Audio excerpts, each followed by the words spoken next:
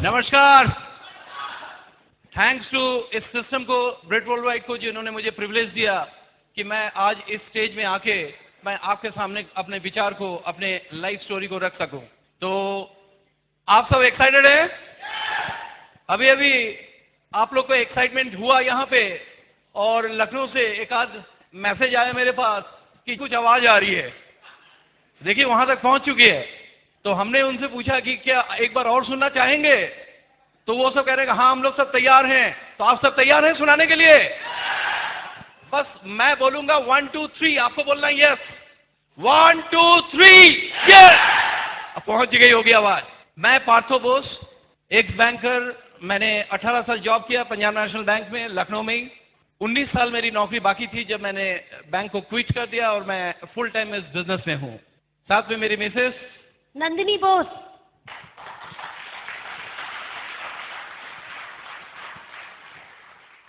मैं अपना स्टोरी पूरा सुनाऊंगा, लेकिन एक छोटी सी वाक़या आपको जानना चाहूंगा, क्योंकि एक कहते हैं ना कि जब तक आप एक्साइटेड नहीं होंगे, मोटिवेटेड नहीं होंगे, कोई काम इंसान आगे कर नहीं सकता। तो एक्साइटमेंट की जरूरत है। तो लाइफ में एक्साइटमेंट बहुत जरूरी है। तो एक छोटी सी घटना थी कि जब मैं इस बिजनेस में आया था तो मेरे सारे जानने वाले मुझे पागल करार कर दिया कि बोस पागल हो गया। क्या मैं ऐसा लगता हूं? मैं पागल नहीं था, बस उनसे अलग सोचता था, उनसे अलग हट के बोलता था। ये शायद उनको भाता नहीं था, इसलिए वो हमें पागल कहते थे। मेरी तो हालत ये हो गया था, मैं जब बैंक के अंदर घुसता था तो लोग कहते वो देखो पागल आ गया, पैसा पैसा करता है, विदेश यात्रा की बातें करता है। अगर मैं 2 दिन छुट्टी लेता था तो मेरे कुलीग्स, मेरे दोस्त मुझसे मजाक करते थे कि क्यों यूरोप गए थे या अमेरिका गए थे, क्योंकि मैं उनसे पागल कहता था कि इस बिजनेस में फॉरेन ट्रिप्स है। तो आप ही बताइए, अगर जिंदगी में लाखों रुपए कमाना है तो क्या आप पागल बनना चाहेंगे? क्या हर साल एक फ्री में विदेश का ट्रिप मिला तो क्या आप पागल बनना चाहेंगे? बस इसी के साथ हम लोग स्टार्ट करते हैं। अगर आप तैयार हैं पागल बनने के लिए तो तैयार हो जाइए। जो लोग डिस्ट्रीब्यूटर हैं वो उस चीज को समझ रहे हैं, लेकिन बहुत सारे लोग ऐसे होंगे जो आज पहली बार आए हैं। वो फिलहाल तो हम लोग को पागल ही समझ रहे होंगे, लेकिन तय बात है कि जब वो इस मीटिंग के बाद, इस सेमिनार के बाद बाहर निकलेंगे तो वो भी कहेंगे कि मुझे पागल बनना है। सब तैयार फिर? और इस बिजनेस की पूरी स्टोरी मैं आपके सामने रखूंगा, लेकिन उससे पहले मेरी मिसेस कहती हैं कि तुमने जिंदगी में 3 अच्छे काम किए हैं। वैसे तो मैं मानता था कि 2 अच्छे काम किए हैं, लेकिन इन्होंने एक काम अपनी तरफ से और जोड़ा। बाद में मुझे लगा कि शायद मैंने भी वो काम अच्छा ही किया होगा। पहला काम कि मैंने इस बिजनेस को साइन अप किया, ये मेरी जिंदगी का सबसे टर्निंग पॉइंट था। दूसरा, मैंने बैंक की नौकरी छोड़ दी, मैं आजाद हो गया। और तीसरा, इनका कहना है कि तुमने मुझसे शादी कर ली। वाकई में उस चीज को मैं आज महसूस करता हूं कि आज अगर ये नहीं होती मेरे पीछे तो शायद मैं यहां पे ना होता। कहते हैं ना कि हर कामयाब इंसान के पीछे किसी ना किसी औरत का हाथ होता है, तो वो ये है। तो मैं चाहूंगा कि आप सबसे पहले इनसे रूबरू हो और इनको सुने। Mrs Nandini Bose. Thank you. Steel city Bokaro, iron man, सारे लोग बहुत हैट्स ऑफ यू। जो भी गैदरिंग आज है, मैं बिल्कुल दंग हूँ। I am obliged. कुछ भी कहने से पहले, कुछ भी शुरुआत करने से पहले, सबसे पहले मैं अपने इष्ट देव और अपने माता पिता को प्रणाम करना चाहूँगी, क्योंकि उनकी वजह से ही आज मैं इस दुनिया में हूँ। ईश्वर ने मुझे एक इंसान बना के दुनिया में भेजा, माता पिता ने मुझे एक स्त्री का रूप देके यहाँ पे भेजा, और उसके बाद मैं थोड़ा सा अपने बारे में बताऊँगी। मैं एक मिडिल क्लास फैमिली से हूँ। मेरे फादर जॉब में थे और बहुत अच्छे से पोस्ट पे थे, लेकिन उनके पास टाइम नहीं था। मदर मेरी बहुत हार्ड वर्किंग, बोल्ड लेडी थी, बहुत डोमिनेटिंग लेडी थी। हर चीज़ को मुकाबला करने में उनके अंदर एक बहुत खासियत थी और एक बहुत सैक्रिफाइसिंग नेचर था उनका। वो सारी संस्कार उन्होंने हमारे अंदर डाले। मेरे बड़े भैया मुझसे 13 साल के बड़े हैं। वो एडवोकेट हैं, वो बिजनेस में नहीं हैं, फिलहाल नहीं हैं। 3 बार साइन अप करके छोड़ चुके हैं, लेकिन अभी तक नहीं आए हैं। वो बात की स्टोरी में बताऊंगी आपको। उसके बाद मैं थैंक्स करना चाहूँगी लू रिगन एंड डार्लिंग रिगन को, जो मेरे अपलाइन दामन हैं। उसके बाद BWW और एमवे को भी थैंक करना चाहूँगी कि जिनकी वजह से मैं आज यहाँ हूँ। और उससे भी बड़ा थैंक यू मैं मिस्टर बोस को करना चाहूँगी, क्योंकि अगर वो मुझे साइन अप ना कराते तो शायद ये BBS मैं नहीं ले होती। उनका बहुत योगदान है। वो एक बहुत मज़ेदार स्टोरी है, वो मिस्टर बोस आपको सुनाएंगे। वो मैं नहीं सुनाऊंगी, उन्होंने मुझे बोल के रखा तुम मत सुनाना, मैं सुनाऊंगा। मैंने कहा ठीक है। एकेडमिक जो मेरा पढ़ाई लिखाई था वो एवरेज ही रहा है। बहुत कम एज में मेरी शादी हुई थी। जब मेरे 19 साल थी तब मेरे मिस्टर बोस से शादी हो गई थी और हम दोनों ही बहुत बड़े ड्रीमर थे। लेकिन मुझे पता नहीं था कि मिस्टर बोस ने एक और शादी करके रखी है। ताज्जुब खा रहे हैं? दूसरी शादी, यानी कि मेरी एक सौतन। जानते हैं वो क्या था? इनका स्पोर्ट्स। और शादी के बिल्कुल 1 महीने बाद मेरा हनीमून जाने का बहुत सपना था, वो चूर चूर हो गया, क्योंकि इनको अपने बैंक के किसी काम से दिल्ली जाना पड़ा स्पोर्ट्स के लिए। उनका कुछ रीजन का स्पोर्ट्स था, वहाँ पे गए। बिल्कुल शादी के 1 महीने बाद अपनी नई नवीली दुल्हन को छोड़ के स्पोर्ट्स खेलने 15 दिन के लिए चले गए। तो दिल सौतन हुई ना वो। लेकिन वो था कि फिर मेरे जो मेरे इन लॉज थे, जो मेरे सास ससुर का ससुराल वाला परिवार था, वो बहुत अच्छा है, बहुत प्यार करने वाले मुझे मेरे माता पिता मिले, जो उनकी वजह से मैं बहुत अपने आप को सिक्योर फील करती थी। और फिर मैं उन्हीं की सेवा में लग गई, कुछ काम करो। एक सपना मेरा था जो मैं वो करना चाहूँगी। मुझको सोने की बहुत अच्छी आदत है, मुझे सोना बहुत अच्छा लगता है। सपने में कहते मुझे कोई अगर कहे अब 24 घंटा सो लो, मैं सोने को तैयार हूँ। और मैं शादी के पहले जब सोती थी तो मेरी माँ कहती थी कि तेरी सास ससुराल जाएगी, सास झाड़ू मारेगी, इतनी देर तक सोती 10 बजे तक। लेकिन ऐसा नहीं हुआ। मेरी सास मुझे बहुत प्रेम करती थी, लेकिन मैं सुबह 5 बजे उठती थी इनके स्पोर्ट्स के चक्कर में। उनको सब बना के देना पड़ता था, फिर ये ऑफिस चले जाते थे, लौटते लौटते इनको 10 बज जाते थे। फिर थोड़ी बहुत बातचीत होती थी, फिर शाम हम लोग सो जाते थे। इस तरह के लाइफस्टाइल चल रहा था। ऐसे लाइफ चलते चलते फिर मेरी 6 साल बाद मेरी बड़ी बेटी हुई प्रणोया, और इस समय वो ग्रेजुएशन में है। और छोटी बेटी 8th में है, उन्नति। 4 साल बाद उसका भी जन्म हुआ। लेकिन कुछ चीज़ ऐसा था जो मुझे लगता था जो मिसिंग है, क्योंकि मैं एक बहुत अच्छी बहू, बहुत अच्छी माँ, बहुत अच्छी पत्नी तो बन चुकी थी। कभी भी मैंने इनको स्पोर्ट्स छोड़ के शिकायत नहीं की, लेकिन मन में कुछ था, कुछ एक तो उनका समय नहीं मिल पाता था, ये बिल्कुल ही समय नहीं दे पाते थे। एक कहीं से कुछ एक कमी हो रही थी मेरे अंदर। वो जानते क्या था? वो था मेरा नाम, नंदिनी बोस। तब तो बोस नहीं थी, नंदिनी। और इस नंदिनी का अर्थ होता है कि दुर्गेश नंदिनी, दुर्गा और महेश का संतान नंदिनी। यानी कि कुछ सोच के मेरे माँ बाप ने मेरा नाम रखा था। और दुर्गा सप्तमी में मैं पैदा हुई थी, लेकिन वो नाम, मेरे निक नाम जो मेरा नाम है, घर का नाम है, उसमें कहीं खो सा गया। और मैं शायद तलाश रही थी इस चीज़ को। लेकिन थैंक्स एमवे, जो वो मेरे जीवन में आया और मुझे BWW और मेरे हस्बैंड के सपोर्ट से मुझे मेरा वो नाम वापस मिल गया। और मैं जानती हूँ यहाँ पे बहुत सी लेडीज़ हैं जिनको आपके नाम की भूख है। ये एक यही मंच है जहाँ पे आप अपने उस खोई हुई चीज़ को वापस पा सकते हैं। 15 साल मैंने अपने उस खोज में लगा दिए। हमारी शादी के 25 साल हो जाएंगे अगले महीने, लेकिन ये जो 10 साल थे ये बहुत अच्छे निकले।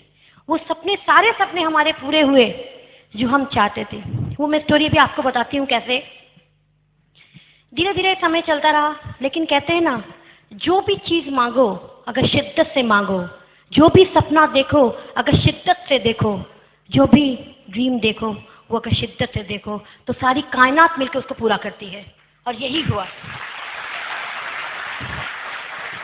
1998 में जब ये बिज़नेस लॉन्च हुआ तो हम अपॉर्चुनेट थे कि वो बिज़नेस हमें मिला। लेकिन कहते हैं ना कि जब आप बहुत तपस्या करो और आपके सामने ईश्वर आके खड़े हो जाएं, लेकिन हम उसको पहचान नहीं पाते हैं। मेरे साथ भी ऐसे हुआ। इस अपॉर्चुनिटी को मैं बहुत सीरियसली नहीं ले रही थी, क्योंकि इन्होंने बहुत सारे काम करके छोड़ चुके थे। बहुत सपने बहुत दिखाते थे, वो भी एक अलग स्टोरी है। वो बहुत सपने दिखाते थे और वो पूरे नहीं हो रहे थे, तो मेरा विश्वास सपनों के प्रति थोड़ा कम हो रहा था। लेकिन विश्वास था, कहीं ना कहीं अंदर से एक था। तो धीरे धीरे ये बिज़नेस को मैं नहीं समझ रही थी, नहीं आती थी मीटिंग्स वगैरह में। एक सेमिनार में ये मुझे पकड़ के ले गए ज़बरदस्ती। कहते हैं ना कि अगर आपको अपने स्पाउस को या अपने वाइफ को या हस्बैंड को इस बिजनेस में लाना है, साम दाम दंड भेद लगा के उनको लेके आइए, वो कामयाब जरूर हो जाएंगे। अब बिल्कुल मेरे साथ भी यही हुआ। ये मुझे लेकर गए, इसी तरह का एक सेमिनार था लखनऊ में और मैंने उसको अटेंड किया। वो मेरा लाइफ का टर्निंग पॉइंट था। जो लेडी स्टेज पे आई थी वो जिस जगह से बिलोंग करती थी, अगर वो वहाँ पे रहकर उस बिजनेस को बिल्ड कर सकती तो मैं तो बहुत अच्छे हालत में थी। मेरे ससुराल में ऐसा कुछ भी ऐसे बंदिश नहीं थी। उस दिन से लेकर आज का दिन है, मैंने कभी फिर अपने कदम पीछे नहीं लिए। मैंने प्रोडक्ट ट्रेनिंग लेना शुरू किया, वो मैं ट्रेनिंग पार्ट में बताऊंगी। प्रोडक्ट्स में लेना शुरू किया, धीरे धीरे हमारे सारे सपने पूरे होते गए। लेकिन जब भी आप किसी कामयाबी के रास्ते पे जाएंगे तो बहुत सारे हर्डल्स, नेगेटिविटी, लोगों के टांग खींचना आता ही रहेगा। वो आपको हमेशा पीछे की तरफ खींचेंगे। लेकिन अगर आपने अपने सपनों को ढाल बना के आगे रखा तो कभी भी आप रुक नहीं सकते, आगे बढ़ते ही जाएंगे। कहते हैं फाइटर ही हमेशा विनर होते हैं। उसके बाद हमने धीरे धीरे अपना बहुत सारे सपने पूरे गए। हमारे घर में हमारी कार आई, हमारी नई कार आई। इन्होंने कहा था, क्योंकि जब ये बिजनेस आया मैं जब नहीं इनको सपोर्ट कर पा रही थी, तो इन्होंने मुझसे कहा था कि मुझे सिर्फ दो साल का वक्त दो, सिर्फ 2 साल।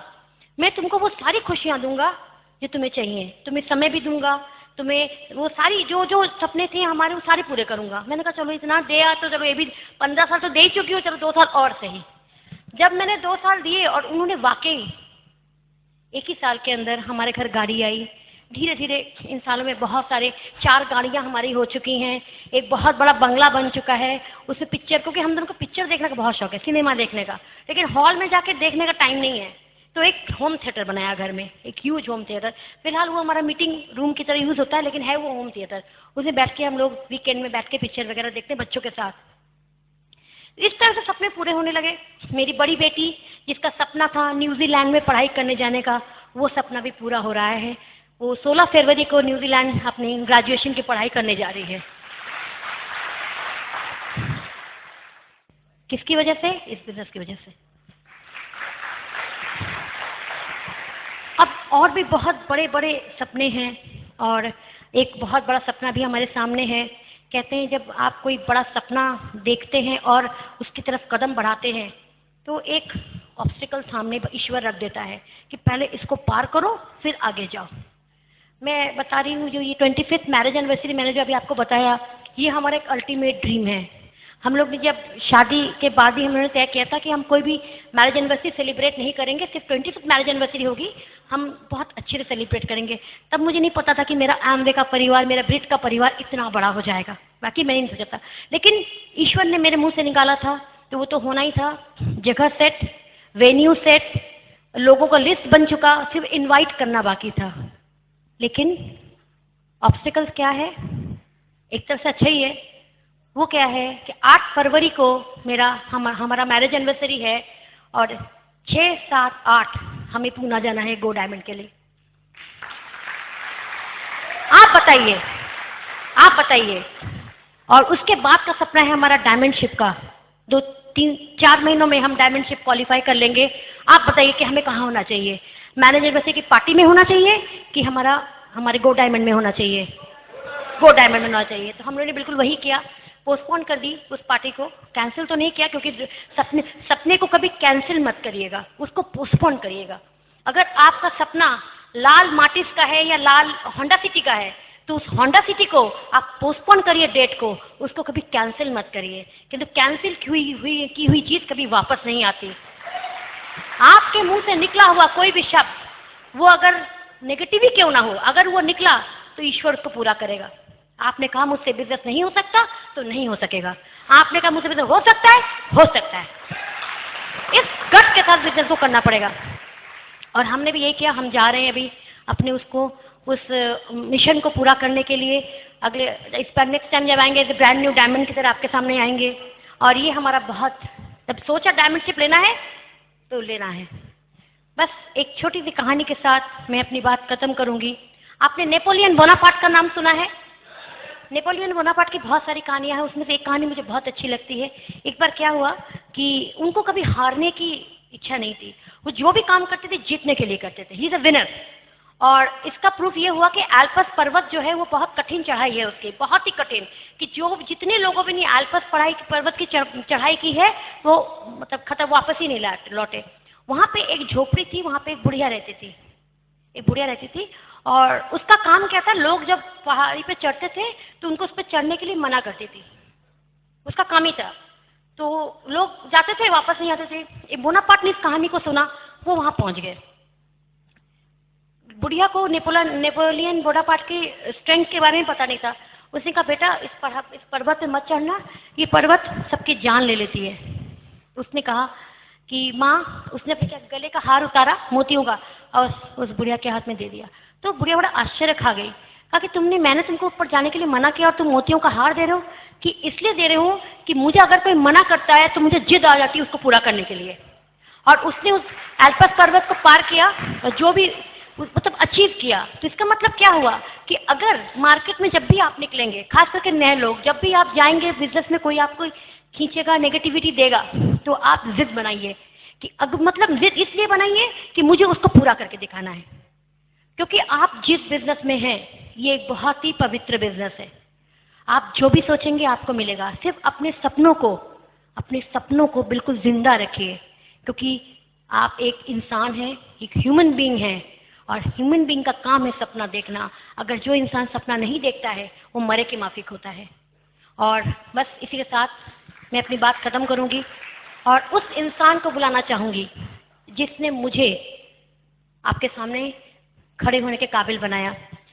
मुझे याद है जब मेरी सिल्वर पिनिंग हो रही थी और जब मेरा नाम बुलाया गया, जैसे मैंने बताया कि मुझे अपने नाम की तलाश थी, और जब मुझे नाम से बुलाया गया मिसेस नंदिनी बोस, तो मैं ना सोच रही हूँ शायद किसी और को बुला रहे होंगे, और भी कोई नंदिनी होगी शायद। लेकिन जब मुझे फील का चलो उठो, बुला रहे हम लोगों को, मैं विश्वास नहीं कही, मेरे पैर कांप रहे थे। मुझे विश्वास नहीं होता कि मुझे मेरा वो सपना, जो सपना मैंने देखा था, इतने सालों से ढूंढ रही थी, वो मुझे इन चंद महीनों में, चंद सालों में मिल जाएगा। थैंक्स टू मिस्टर बोस, उनकी वजह से मुझे मेरा वो नाम वापस मिला।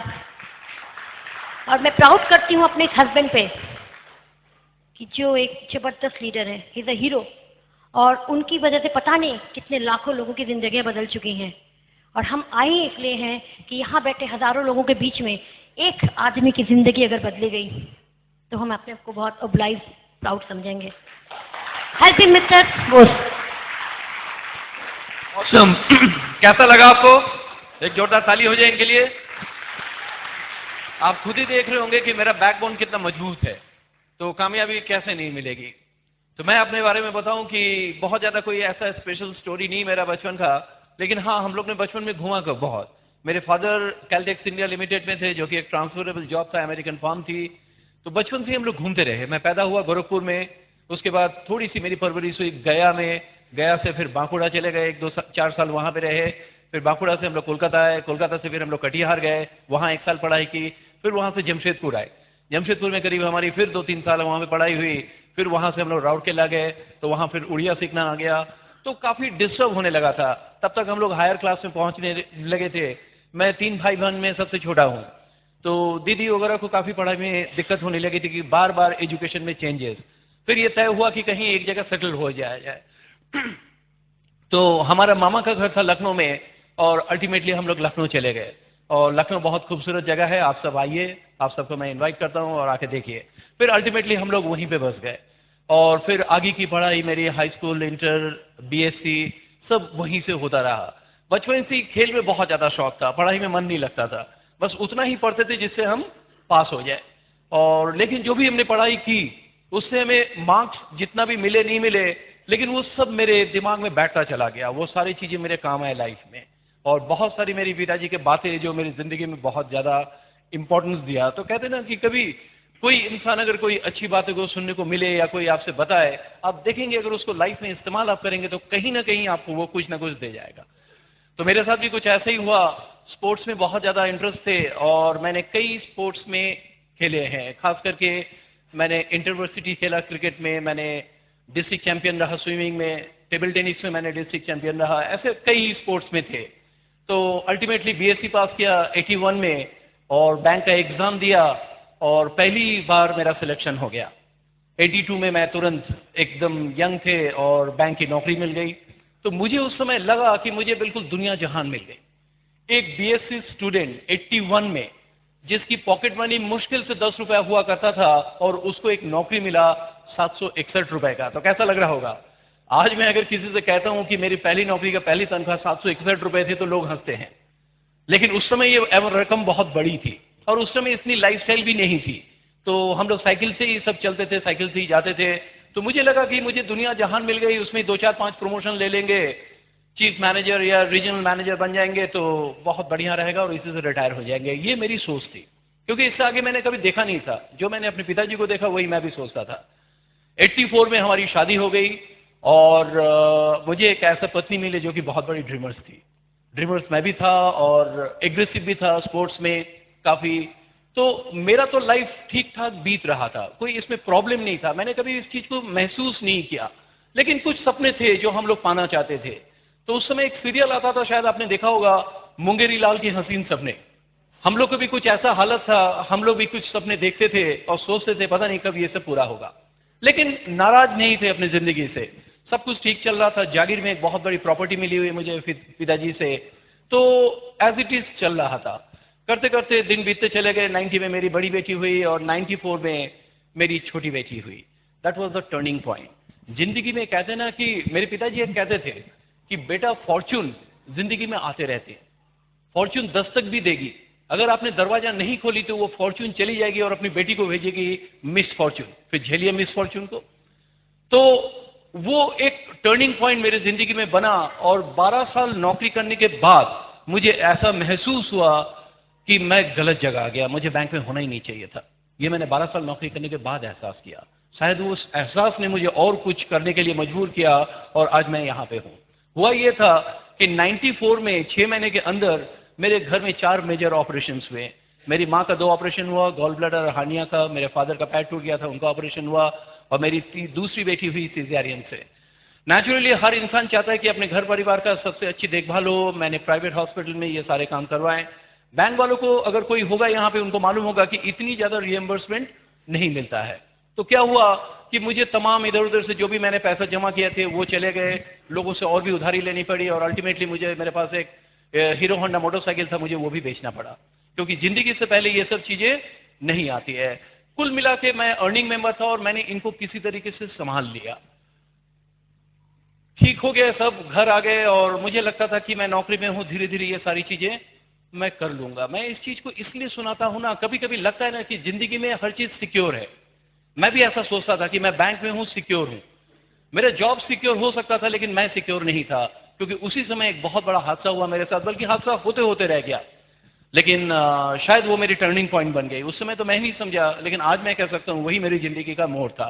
हुआ ये था कि मैं पैदल हो गया था, और मैं पैदल घर से निकल के ऑफिस जाता था, और ऑफिस मेरी उस समय 14 किलोमीटर दूर थी मेरे घर से। तो मैं जाकर ऑटो में बैठ के ऑटो से जाता था। तो एक दिन ऐसे मैं निकला और रोड में चल रहा था, उसी समय मेरा एक बहुत जबरदस्त एक्सीडेंट होते होते बचा। एक गाड़ी बिल्कुल रेंगती हुई मेरे को घिसती हुई चली गई, बिल्कुल छूती हुई निकल गई, और एकदम से मैं चौंक गया। और आप बिलीव नहीं करेंगे, उस समय मेरे मन में कोई और बातें नहीं आई, केवल एक ही बातें आई कि इस समय अगर मुझे कुछ हो जाता तो मेरे फैमिली का क्या होता, मेरे माँ बाप का क्या होता, मेरी वाइफ का क्या होता, मेरे बच्चों का क्या होता। वो सब तो बिल्कुल सड़क पे आ जाते हैं। और मैंने जिंदगी में उस समय बिल्कुल अपने आप को बहुत ही इनसिक्योर महसूस किया। फिर मैं सोचने लगा, इसका मतलब कोई भी इंसान अगर वो सिंगल हैंडेडली सिंगल डायरेक्शन से पैसा कमा रहा तो वो सिक्योर नहीं है। मानते इस बात को? चाहे वो IAS हो, चाहे PC हो, चाहे सर्जन हो, चाहे चार्टर्ड अकाउंटेंट हो, चाहे कोई भी हो, अगर सिंगल हैंडेडली सिंगल डायरेक्शन से पैसा कमा रहा तो सिक्योर नहीं हो सकता है। तो ये मेरे दिमाग में एक बैठ सा गया कि कुछ ऐसा करना पड़ेगा कि जिसमें मैं रहूं चाहे ना रहूं, ये इनकम मेरी आनी चाहिए, मेरे फैमिली के ऊपर इसका असर नहीं पड़ना चाहिए। उसी समय मेरे पिताजी बार बार मुझे पोक करते थे कि बेटा जमाना बदल चुका है, कुछ और करो, क्योंकि 91 में ग्लोबलाइजेशन हो चुका था, गैट में वीटो में साइन हो गया था, और हिंदुस्तान की लाइफस्टाइल में चेंजेस आने लग गए थे। उस समय मैंने पहली बार अपनी सैलरी में थोड़ी सी टाइटनेस फील की। मुझे लगने लगा कि ये सारी चीजें काश अगर मेरे पास भी होता, क्योंकि कुछ लोगों को मैंने वो सब करते हुए देख रहा था। तो वो चीज मैंने पहली बार महसूस किया, तो मुझे लगा कि कुछ करना चाहिए। तो बार बार मेरे पिताजी भी एक चीज कहते थे, बहुत पहले से ही कहते थे कि मैं बैंक में नौकरी कर रहा था, सबको पसंद था, मेरी माँ तो बहुत खुश थी एक्सेप्ट मेरे फादर। वो कहते थे तुम गलत जगह आ गए, तुम जिंदगी में बहुत कुछ कर सकते हो, तुम कहाँ पे आ गए, तुम्हें कुछ और करना चाहिए। जब मैं बैक में तो मैं पिताजी से कहता था आपने क्यों नहीं किया, ये मेरा सवाल उनसे होता था। तो वो एक ही चीज कहते थे कि हमारे उस समय इसकी जरूरत नहीं थी। और सच बात भी है, जो उस समय के हैं वो सोच सकते हैं। मेरे पिताजी और मेरे बचपन के लाइफस्टाइल में बहुत ज्यादा अंतर नहीं था, लेकिन मेरे बचपन की लाइफस्टाइल में और मेरे बच्चों की लाइफस्टाइल में बहुत अंतर है। मानते हैं इस बात को? जमीन आसमान अंतर है। आज जब मैं अपने बेटी से कहता हूं कि हम लोग जब छोटे थे तो टेलीविजन नहीं हुआ करता था, तो वो मानते ही नहीं है। कह रहे कैसे हो सकता, फिर आप लोग शाम को करते क्या थे? वो इस चीज को मानने के लिए तैयार नहीं, क्योंकि उसके बीच में पैदा हुई। तो पिताजी एक चीज कहते थे कि बेटा ठीक है तुम बैंक में जॉब कर रहे हो, आज तुम्हारा रोजी रोटी उससे चल रहा है, उसको तुम कंटिन्यू रखो, लेकिन कुछ करो, पार्ट टाइम में भी कुछ करो, डाइवर्सिफाई करो। ये चीज वो बार बार कहते थे, मेरे नहीं समझ में आता था। मैं बार बार एक ही चीज कहता था, आपने क्यों नहीं करते थे? तो वो एक समय एक एग्जाम्पल देते थे कि आज के डेट में जो भी बड़े इंडस्ट्रियलिस्ट हैं, जिनके पास सबसे ज्यादा पैसा है, चाहे वो इंडस्ट्रियलिस्ट हो, चाहे वो पॉलिटिशियंस हो, चाहे वो प्लेयर हो, चाहे वो फिल्म एक्टर एक्ट्रेसेस हो, हर आदमी डाइवर्सिफाई कर रहा। मानते हैं इस बात को? इसका मतलब डाइवर्सिफिकेशन कौन लोग कर रहे हैं? जिनके पास जितना ज्यादा पैसा है। तो पिताजी एक ही एग्जाम्पल दे रहे थे कि आज इतने बड़े बड़े इंडस्ट्रियलिस्ट, चाहे वो रिलायंस हो, चाहे टाटा हो, क्या इनको पैसे की कमी है? कोई कमी नहीं। तो इनको दूसरे काम करने की क्या जरूरत है? ये सवाल वो मेरे सामने रखते हैं। और वो ये कहते थे कि अगर इनको जरूरत है तो तुम्हें तो जरूरत है ही है। मानते हैं इस बात को? इसका मतलब इस बात से आप सहमत है कि आज के डेट में diversification of income is must, जरूरत हो गया। एक इनकम इनफ नहीं है। ऐसे लोग मिलते भी हैं मुझे आज। कुछ लोग कहते हैं कि आई एम सेटिस्फाई, मैं तो 25,000 कमा रहा हूं, 50,000 कमा रहा हूं, 1 लाख कमा रहा हूं। तो मैं उनसे कहता हूं कि अगर आप 25,000 कमा रहे तो 50,000 क्यों नहीं कमा रहे? अब 50,000 कमा रहे तो 1 लाख क्यों नहीं कमा रहे? कमाई का कोई अंत है क्या? कोई अंत नहीं है। अगर ये लोग कमा सकते हैं, ये बड़े बड़े लोग, तो हम लोग क्यों नहीं? तो एक टर्निंग पॉइंट बना मेरे जिंदगी में। तो मुझे लगा कि हाँ, वाकई में कुछ करना चाहिए। थोड़ा सा स्पोर्ट्स से, जिससे कुछ कैरियर तो बनना नहीं था, मैं एंटरटेनमेंट के लिए केवल खेलता था, मैं उससे हट के कुछ काम करने लगा। और वो जो दौरान थी 94 से लेकर 98 इस बिजनेस के मिलने तक, मैंने बहुत सारे काम किए, लेकिन सभी पार्ट टाइम में थे। बहुत बड़ा मकान था, तो नीचे सबसे पहले मैंने एक पोल्ट्री खोला, उसके बाद मैंने कपड़ों का बिजनेस किया। एक के बाद एक चेंज करते रहे। किसी भी बिजनेस में मैं फेलियर तो नहीं रहा, लेकिन होता यह था कि जब मैं उसमें मेहनत करता था, समय देता था, तो पैसा आता था, और समय नहीं देता था तो पैसा नहीं आता था। और जितना इनकम मुझे चाहिए था वो स्कोप उसमें नजर नहीं आ रहा था। तो मैंने पहले पोल्ट्री खोली, मैंने सब ब्रोकरशिप का काम किया, मैंने कपड़ों का बिजनेस किया, मैंने बर्तन का बिजनेस किया, मैंने नर्सरी, छोटे छोटे प्लांट्स का बिजनेस किया। इस तरीके से मैंने कई सारे बिजनेस किए। और जब भी कोई नया बिजनेस करते थे, अपने मिसेस से एक वादा करते थे कि इस साल तो कार जरूर आएगा, लेकिन हुआ ऐसा नहीं, एक बार भी वो कार आ नहीं पाया। तो बस यही सब चल रहा था। अचानक मुझे 98 में इस बिजनेस की अपॉर्चुनिटी मिली, बिल्कुल एक अजीबोगरीब ढंग से। मैं लुकर था, मैं ढूंढ रहा था कुछ करने के लिए, और जैसे ही किसी इंसान ने कहा, मेरे बैंक में मेरे एक इंसान से मुलाकात हुई, और वो ट्रैवलर्स चेक इनकैश कराने आए थे, और मुझसे पूछा, जब हम जाके उनसे मिले, मैं आई हेल्प यू के थ्रू, कि आपको मैं क्या सेवा कर सकता हूं, तो उन्होंने बताया कि हम लोग आए हुए हैं और किसी से मिलना था। जिन्होंने मुझे बुलाया था वो बाहर चले गए, तो हम आए हैं कुछ पैसा से लेके, होटल का पेमेंट करके हमें लौटना है, क्योंकि उस समय क्रेडिट कार्ड वगैरह नहीं चलता था। तो हमने, एक होता ना क्यूरियोसिटी कि आप क्यों आए, तो उन्होंने कहा एक बिजनेस अपॉर्चुनिटी था, उसको लेके आए हैं। तो मेरे एकदम से एरियल एंटीना तुरंत खड़ा हो गया।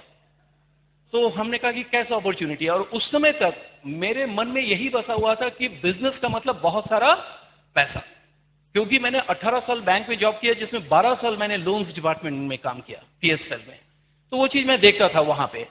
तो मैंने उनसे पूछा कि कैसा बिजनेस और कैसा अपॉर्चुनिटी। कह रहे एक बहुत अच्छा अपॉर्चुनिटी जो हिंदुस्तान में लॉन्च होने वाला है, उस समय लॉन्च हुआ नहीं था, बस आगे पीछे होने ही वाला था, और इसके लिए हम लोग कुछ अच्छे लोगों को ढूंढ रहे हैं जो बड़े ड्रीमर्स हैं। तो मैंने तुरंत अपने आप को ऑफर दिया कि क्या मैं कर सकता हूं? कह रहे हाँ बिल्कुल। और तुरंत मैं शाम को उनके होटल में चला गया, और इमीडिएटली उस प्लान को मैंने देखा, और जैसे ही देखा वो प्लान पूरा हो भी नहीं पाया था, मैंने अपना मत दे दिया कि मुझे करना है, बताइए मुझे क्या करना होगा। और इमीडिएटली मैंने फॉर्म साइन अप किया और मैं इस बिजनेस में आ गया। अब क्योंकि मैं बैंक में था तो अपने नाम से तो कर नहीं सकता था, एक डर था कि गवर्नमेंट जॉब में हूं, कहीं कोई और बात ना हो जाए। तो उन्होंने कहा कि आप मिसेस से साइन करा के लाइए। तो मैं घर पहुंचा और इससे पहले इतने वादे कर चुके थे, तो इस बार मेरी ये हिम्मत नहीं पड़ी कि इनसे फिर दोबारा कहूं कि एक नया बिजनेस। तो ये काफी, और साइन कराना था, तो ये काफी बिजी थी। उसी समय मैंने कहा कि कुछ बैंक के नॉमिनेशंस के पेपर हैं, तुम्हारी साइन की जरूरत है, इसे साइन कर दो। रेपुटेशन ठीक ठाक था, इन्होंने बिना देखे साइन कर दिया और मैं इस बिजनेस में आ गया। इनको मालूम ही नहीं पड़ा। उसके बाद फिर रिपीट एक मीटिंग था उसका थोड़े दिन बाद, तो मैंने इनसे कहा कि कोई एक इंसान बाहर से आए हैं, बहुत अच्छा अपॉर्चुनिटी है, चलो चल के सुनते हैं। शाम को फ्री थे, तो उन्होंने कहा चलो घूमने का मौका मिलेगा इस बहाने। तो वहां पे हम लोग गए, 10-12 लोग थे। वो साहब वहां पे प्लान दिखा रहे थे। मैं उनका नाम इसलिए नहीं बता रहा हूं कि वो इस समय बिजनेस में है नहीं। तो वो साहब इस समय वो प्लान दिखा रहे थे और सभी लोग देख रहे थे, सबकी निगाह सामने थी और मैं अपने मिसेस को देख रहा था इसका रिएक्शन क्या है। तो देख रहे थे ये कर रही बीच बीच में। तो जैसे ही प्लान खत्म हुआ, मैंने इससे पूछा कैसा लगा, किया जा सकता है? कह रहे हाँ ठीक है, किया जा सकता है, हम लोग कर चुके हैं। हमने इनसे कहा हम लोग कर चुके, जो तुमने साइन किया था वो यही था। और मैं इस तरीके से बिजनेस में आ गया। उसके बाद बिजनेस में आने के मतलब ही आप समझ सकते हैं, चैलेंजेस स्टार्ट। और कहते ना, अभी विवेकानंद की एक किताब मैं पढ़ रहा था, उसमें लिखा था उन्होंने कि अगर आप कामयाबी के रास्ते में आगे बढ़ रहे हैं और उसमें रुकावटें नहीं आ रही है, उसमें कोई हर्डल्स नहीं आ रहे, कोई आपका टांग नहीं खींच रहा है, तो वो कामयाबी का रास्ता हो ही नहीं सकता। उसको बदलिए और दूसरे रास्ते पे आइए। तो ये चीज मुझे समझ में आ गया कि ऐसा कुछ होने वाला है। और मेरे अपलाइन मिस्टर ल्यू रिगन ने मुझे बताया कि ये सारी घटनाएं तुम्हारी जिंदगी में घटने वाला है। तो मैं थोड़ा केयरफुल भी था। कभी कभी ह्यूमन बीइंग हूं तो हर्ट भी कर जाता था लोगों की बातें, लेकिन हमारे अपलाइन बहुत ही महान है और वो हमेशा फोन से हमें संतुष्टि दे देते थे और मुझे दिलासा दे देते थे। तो चालू हो गया, 120 की स्टाफ थी, 119 लोगों ने ना किया, एक आदमी पॉजिटिव था, वो मैं था। सारे रिश्तेदारों को प्लान दिखा दिया। होता है ना यही, जब भी कोई बिजनेस में आता है नया नया, तो सबसे पहले किसके पास जाता है? जो उसके सबसे करीब वाले हैं। तो मैं भी वही किया। रिश्तेदार, मेरे बैंक के कलीग्स, मेरे मोहल्ले के दोस्त, इन सबके पास गया, मैंने उनको प्लान दिखाया। तो सबने बड़ी हंसी मजाक उड़ाई और बिल्कुल एक मोहन लगा दिया कि बॉस पागल हो गया, कहाँ खेल उल्टा उल्टा था, आजकल पैसा पैसा पैसा लेके घूमता रहता है, पता नहीं क्या क्या करता है। तो मैं भी एक जिद में लगा था कि नहीं, अगर ये बिजनेस इतने सालों से, 36 साल से 38 साल से दुनिया में हर जगह कामयाब हो रहा, तो ये हिंदुस्तान में कामयाब जरूर होगा। तो लोगों ने एक मोहर लगा दी कि बॉस पागल हो गया। तो मेरी सोच ऐसी बनी, मैंने हर चीज को पॉजिटिवली लिया। इसलिए मैं आपको बता रहा हूं कि ये सब आपके साथ होगा। तो मैंने ये लिया कि इतने बड़े लखनऊ शहर जहां 40 लाख लोग रहते, केवल मैं अकेला पागल? ऐसा नहीं हो सकता। मेरे जैसे कुछ पागल जरूर होंगे और उसे ढूंढना है। और मैंने उन्हीं को ढूंढने में लग गया और अल्टीमेटली मुझे एक पागल मिला। और देखते देखते आज पता नहीं कितने पागल मेरे इस बिजनेस में हैं, मुझे खुद नहीं मालूम। और मैं बहुत एंजॉय कर रहा हूं इस बिजनेस को। तो वही चीज है। तो क्या आप भी पागल बनना चाहेंगे? बिल्कुल। एक कड़वी सच है, खास करके ये मेरा मैसेज है उन लोगों के लिए जो अभी अभी इस बिजनेस में है या आने के लिए सोच रहे हैं। सोच के जवाब दीजिएगा, आपका बुरा कौन चाहता है? जो आपको जानता है या आपको नहीं जानता है? आपका टांग कौन खींचेगा? आप लोग राय किससे लेते हैं?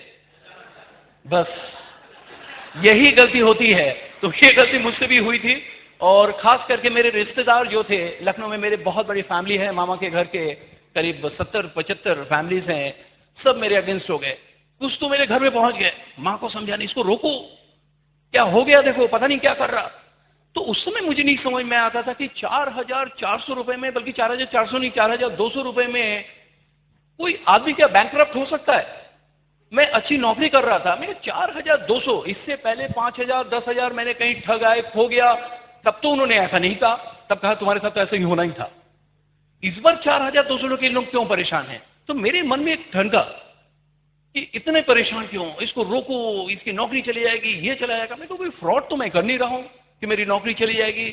तो मैं बार बार इस चीज को अपने अपलाइन से, उनका जब भी फोन आता था मैं उनसे पूछता था, तो एक ही चीज जवाब देते थे कि बॉस अगर ये सब नहीं होगा तो तुम कामयाब बनोगे कैसे? लेकिन thank God, thanks to my relatives, मेरे कलीग्स, मेरे फ्रेंड्स जो मेरे साथ इस बिजनेस में नहीं आए, मैं उनको हमेशा थैंक्स देता हूं कि उन्होंने मुझे बोलना सिखा दिया, इतना मजबूत कर दिया मुझे, मेरे इरादों को और मजबूत कर दिया। तो वो कहते थे कि कभी भी तुम्हें प्रैक्टिस करना है तो इन्हीं के पास चले जाओ। इस सेशन को मैं बाद में जब आपके ट्रेनिंग सेशन में आऊंगा मैं आपको ये स्टोरी सुनाऊंगा। तो एनीवे, तो बिजनेस चल पड़ा। अल्टीमेटली एक साहब मेरे साथ इस बिजनेस में जुड़ा है, मिस्टर मदन लाल, और वो एक जूनियर इंजीनियर थे जो कि आज इस दुनिया में नहीं है, उनका एक रोड एक्सीडेंट से डेथ हो गया था।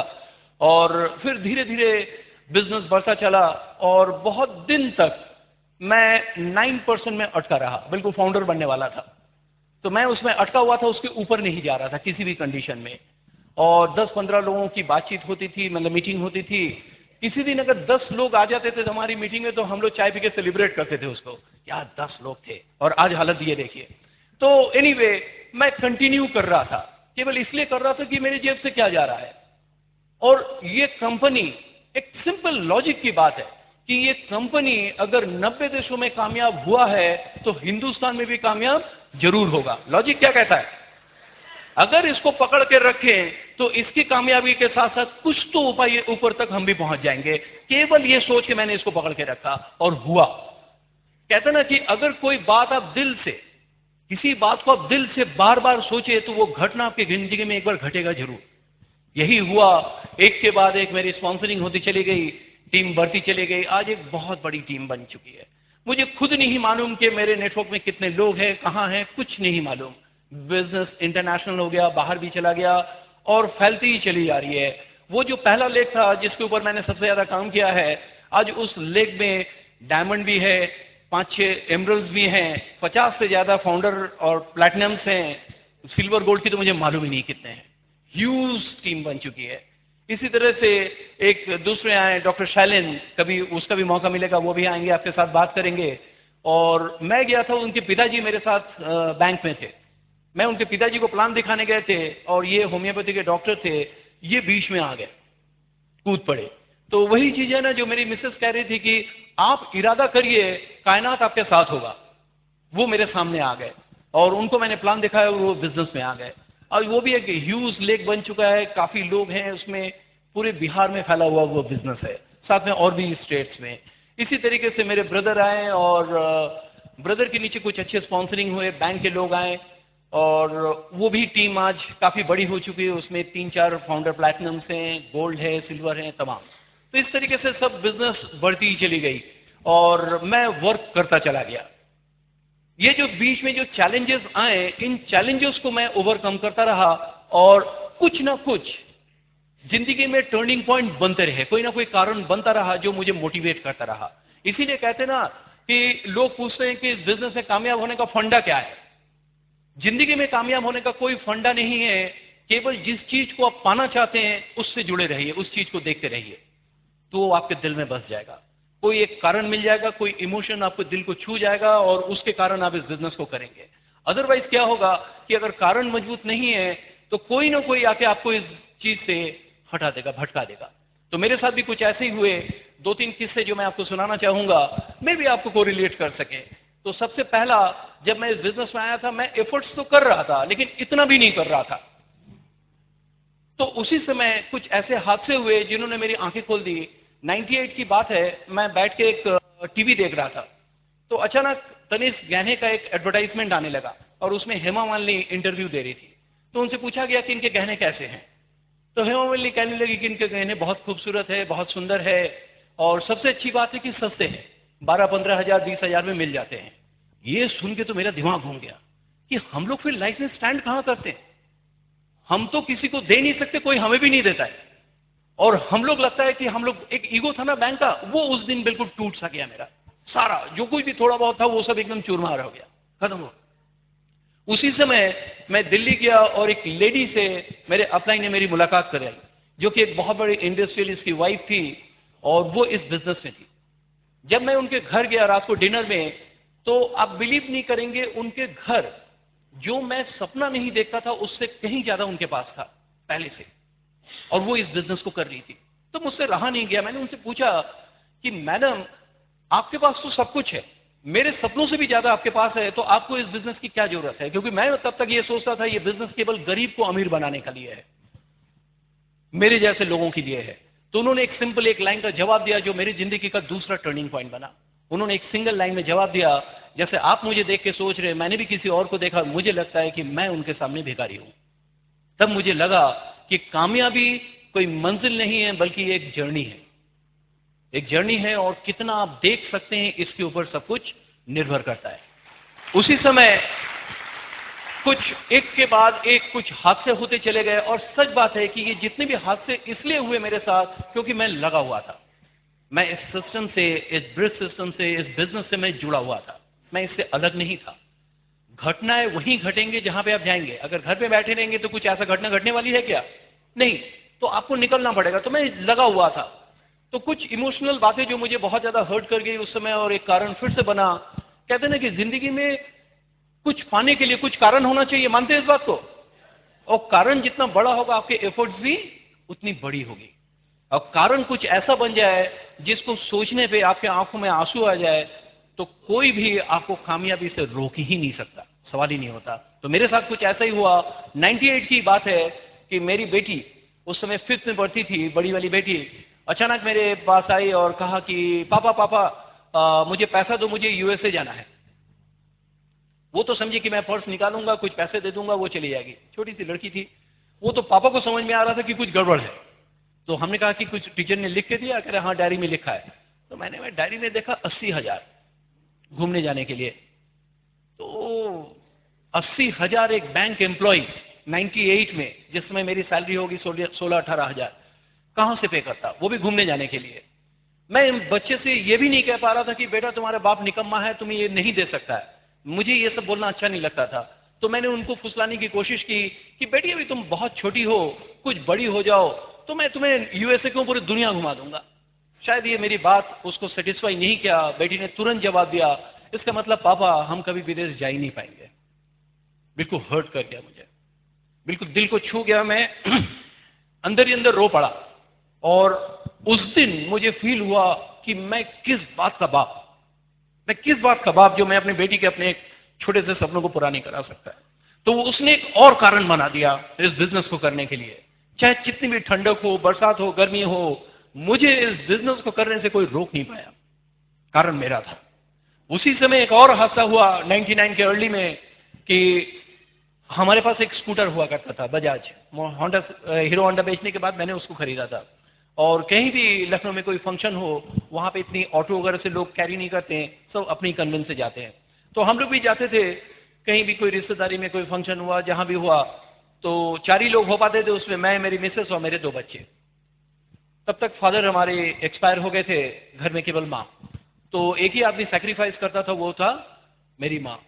तो अचानक एक दिन पता नहीं क्या हुआ, शायद ये ऊपर वाले का एक प्लान था, एक टर्निंग पॉइंट बनाना था मेरी जिंदगी में, मेरे इरादों को और मजबूत करना था। माँ के मुंह से अचानक निकला कि काश बेटे अगर तुम्हारे पास कार होती तो मैं भी जा पाती। ये भी बात बिल्कुल दिल को छू गई। और फिर मुझे लगने लगा कि मैं कैसा बेटा हूं कि अपने माँ को नहीं ले जा सकता। होता ही नहीं जिंदगी में। तो मेरे दिल में इस चीज को बहुत बुरी तरह बैठ गई ये बात। अब तो मैंने कहा कि ये दोनों काम होके रहेगा, और मैंने मेहनत करना शुरू किया, और विद इन 3 to 4 मंथ मैं सिल्वर हो गया। और मार्च 99 में मैं सिल्वर हो गया। उसके बाद मेरा आज की डेट तक कभी बिजनेस पीछे नहीं गया, हमेशा ऊपर ही जाता रहा। और उसी साल जून में अपनी बेटी की, बड़ी बेटी की बर्थडे एज ए गिफ्ट उसको मैंने 35 दिन के लिए यूएसए भेजा। ये इस बिजनेस का एक अचीवमेंट था। उसके बाद उसके जितने भी बर्थडे हुआ हम लोग ने उसको विदेशों में सेलिब्रेट किया। अगला बर्थडे जापान में, फिर यूके में, फिर मॉरिशस में, फिर पटाया में, फिर वो बांग्लादेश घूमने गई। अभी हम लोग फुकेट घूम के आए हैं। अब वो अपनी पढ़ाई करने, जस्ट अपने सपनों को पूरा करने, कोई नौकरी करने के लिए नहीं जा रही है। तो जिंदगी में वो उसने कुछ एक बार खोया जरूर था, एक बार मैं दे नहीं पाया था, लेकिन आज जब मैं अपनी बच्चों की आंखों में देखता हूं तो उसके आंखों में मैं अपनी प्रति एक विश्वास झलकता हुआ पाता हूं। और जिंदगी में आप देखेंगे कामयाब बहुत लोग होते हैं, लेकिन जिस दिन आपके बच्चे कहेंगे कि मेरे माता पिता मेरे हीरो हैं, वो दिन सबसे अच्छा होगा। कैसा फीलिंग होगी? तो आज मेरे बच्चे कहते हैं कि मेरे हीरो मेरे फादर है। मुझे बहुत अच्छा लगता है, मुझे बहुत अच्छा लगता है सुनने में। तो वो एक चेंज आया बहुत बड़ा बिजनेस में। उसके बाद हम लोग ने उसी साल गाड़ी भी खरीदी, और खरीदने के बाद हम लोग घूमने भी निकले उससे खूब। तो ये सारे अचीवमेंट्स हुए। वही कहते ना कि अगर मैंने 18 साल अपनी बैंक की जॉब की अचीवमेंट्स को आपको गिनाऊं ना तो इतना सा है।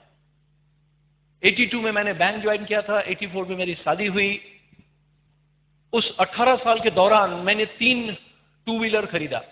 सबसे पहले एक राजदूत मोटरसाइकिल, 5 साल बाद उसको बेच के एक हीरो होंडा मोटरसाइकिल, उसको मुझे 4 साल में बेचना पड़ गया। उसके बाद एक बजाज स्कूटर। और इस 18 साल में हमने एक छोटा सा मकान बनाया था 450 स्क्वायर फीट में, बैंक से लोन लेके। आज जिस मकान में मैं रहता हूं उसका लॉन इससे बड़ा है। 5000 उसका प्लिंथ एरिया है जिस मकान में हम लोग रहते हैं। और हम लोग तो 5 ही लोग हैं, मैं, मेरी मिसेस, मेरे 2 बच्चे और मेरी माँ। लेकिन हमारे घर में 14 लोगों का खाना बनता है, 7 नौकर चाकर हैं। मेरी दीदी के डेथ के बाद हमने भांजे को भी आके रखा है, दोनों भांजे को, और उसकी शादी भी दी, अब उसकी भी बच्चे हो गए। सब हम लोग एक साथ रहते हैं। अगर ये बिजनेस ना होता शायद मैं ये कर ना पाता, मैं चाह के भी इस चीज को मैं कर नहीं पाता।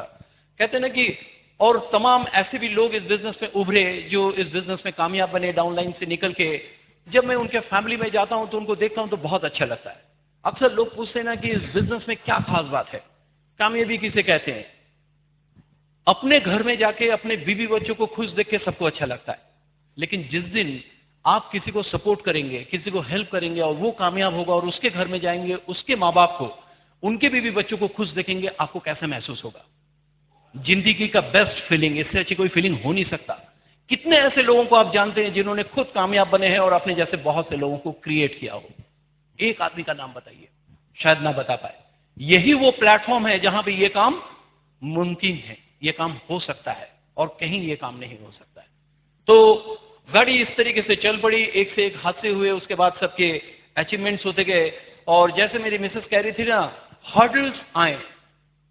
भगवान कभी आपसे ये कह के इम्तिहान नहीं लगा कि आज तुम्हारा इम्तिहान है, तैयार रहना, अचानक होगा।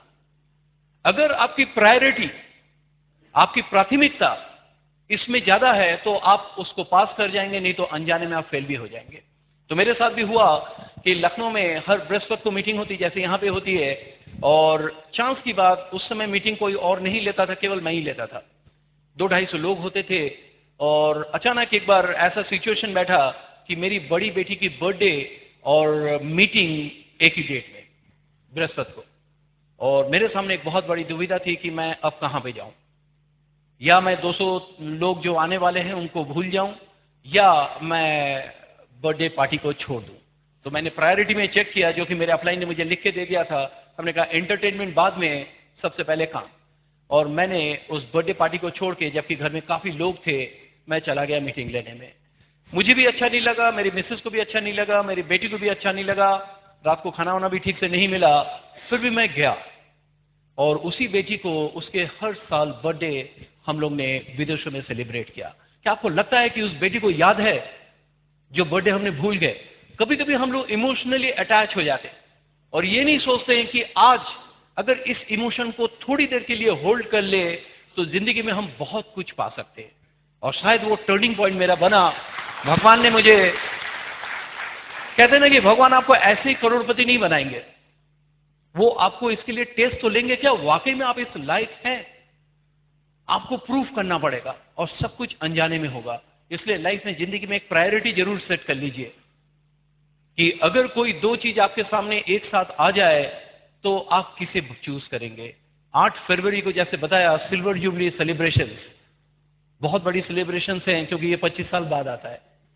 मेरे पास एक बहुत बड़ा बहाना था ना जाने का, लेकिन हम लोग ने उस बहाने को तुरंत साइड में किया और हम लोग गो डायमंड अटेंड करने पुणे जा रहे हैं।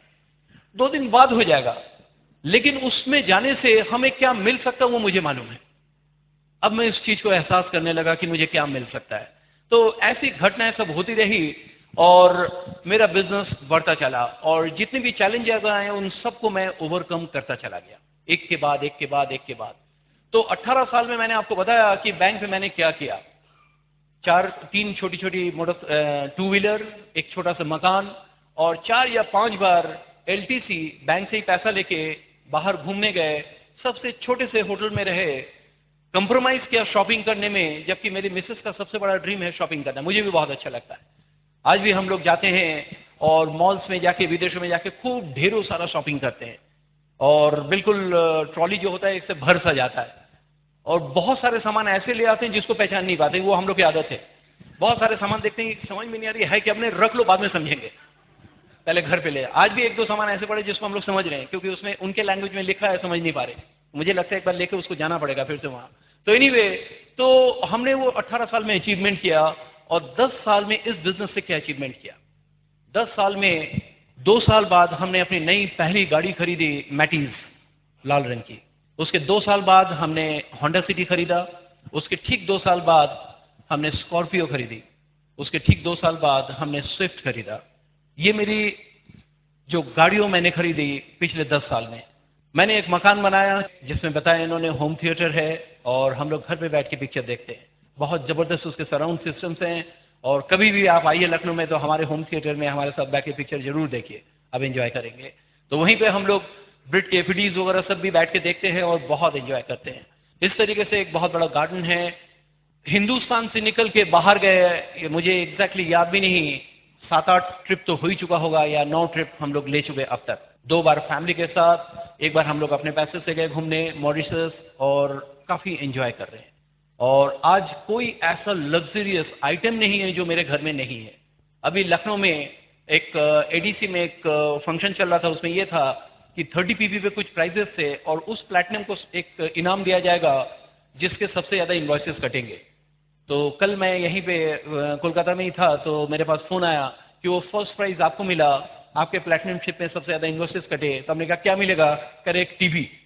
तो ये सारा अचीवमेंट, ये मैं आपको बता रहा हूँ कि क्या अचीव किया मैंने इस बिजनेस से केवल पिछले 10 साल में। तो इस बिजनेस में आपको क्या मिल सकता है आप अंदाजा भी नहीं लगा सकते। इस बिजनेस में आपको क्या दे सकता है, बशर्ते उसको पाने के लिए आप तैयार हैं या नहीं है। आपके कोई बहुत बड़ा सपना है या नहीं है, सपनों का होना बहुत जरूरी है। आप सपने देखते हैं?